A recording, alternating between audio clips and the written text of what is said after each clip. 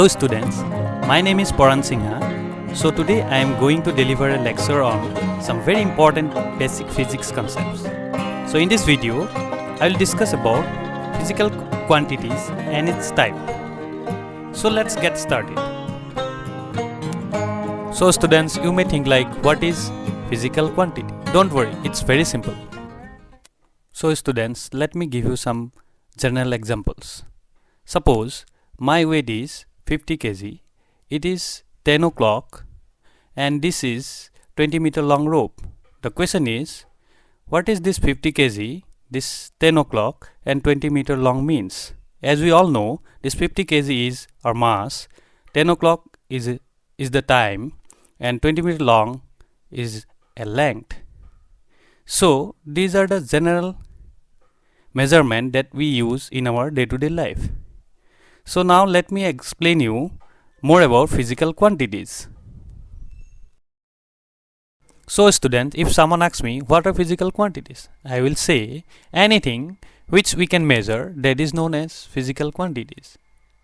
So let's take some example. Time, can we measure it? Yes, then it is a physical quantity. Mass of an object, can we measure it? Yes, so it is a physical quantity. Length, can we measure the length? Yes, then it is a physical quantity. So basically what I want to say, anything that can be measured, all are known as physical quantity. So my dear students, every physical quantity have two things, or it consists of two parts. First of all, every physical quantity must have size or magnitude. And secondly, every physical quantity must have a SI unit. Now, my dear students, you may think like, what is this size or magnitude? And what is this SI unit? Don't worry, my dear students. Let me explain you. Let us consider mass of sugar is 10 kg. So, here this 10, the numerical value, what I can say, this is size or magnitude. Or the kg, that is actually the SI unit. Let's take another one example. Say, suppose time is 10 seconds. So again, here, this 10, the numerical value, this is the size, or I can say the magnitude. Again, this second is nothing but the SI unit. So what I am basically want to say, this 10, 20, 30, whatever these numerical values, this actually represents the size or magnitude. And these kg, seconds, these are the SI unit. I think the students, you have understood. So my dear students, let's discuss about types of physical quantities or the categories of physical quantities. So basically there are two types of physical quantities. First one is the base quantities and the second one is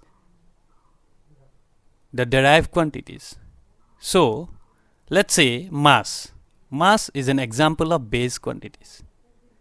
And say speed. Speed is an example of derived quantities. So let's discuss these two types of quantities in more details.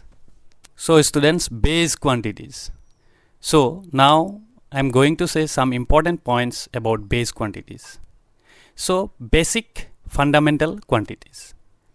Rather, I prefer to say minimum number of physical quantities, alphabets of physical quantities, and these are the basic 7 physical quantities.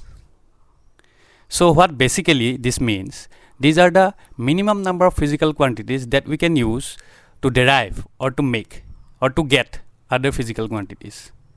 And like the alphabets in English, like A to Z, that makes the whole English. Likewise, these 7 basic physical quantities, we will get the whole other physical quantities. 7 base quantities. So students, let me tell you 7 base or fundamental quantities that we have. Say mass. Mass is a base quantity. Length is a base quantity. Time is a base quantity. Electric current, temperature, luminous intensity, amount of substance, these all are 7 base quantities that we have in physics. So similarly, kg, meter, second, ampere, Kelvin, candola, mole, these all are the SI unit of these 7 base quantities. So students, these 7 base quantities are very important. So please keep this list in your mind. So what you will say about derived quantities? Yes, let's discuss it in more details. So the word derived says everything. So derived quantities are derived from base quantities. Combining base quantities give us derived quantities. So basically I can say combination of two base quantities or more than two base quantities will give us derived quantities. Even sometimes the combination of one derived quantities and another one base quantities will also give us derived quantities. So students, this is about the derived quantities. So I think I will give some more examples about derived quantities so that you can understand this concept very nicely. So let's discuss this derived quantities with some more examples.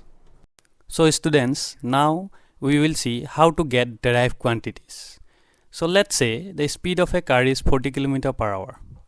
So now you will think that speed, you will get confused and you will think that this speed is not in the list of base quantities. Then how it comes? So I can tell you, as we know, this speed is equal to distance by time. So here this distance and this time is nothing but the base quantity, and these two quantities together they combine to form another one quantity that is called derived quantity, that is nothing but the speed. So similarly, if we take another one example, let's say area is equal to length into width, or we can say length into length. So here this length and this width is nothing but the base quantities, that is actually the distance. Okay, so then these two quantities together they will combine to form another one new quantity, that is area, which is nothing but the derived quantity. So we can say that this area and this speed they are derived quantities. So similarly we have many other derived quantities like velocity, acceleration, walk, etc. etc. So in higher classes you will going to learn about these things in more details. So I think you have understood this concept of derived quantities. So if you have still any doubt, then let me know in the comment section below.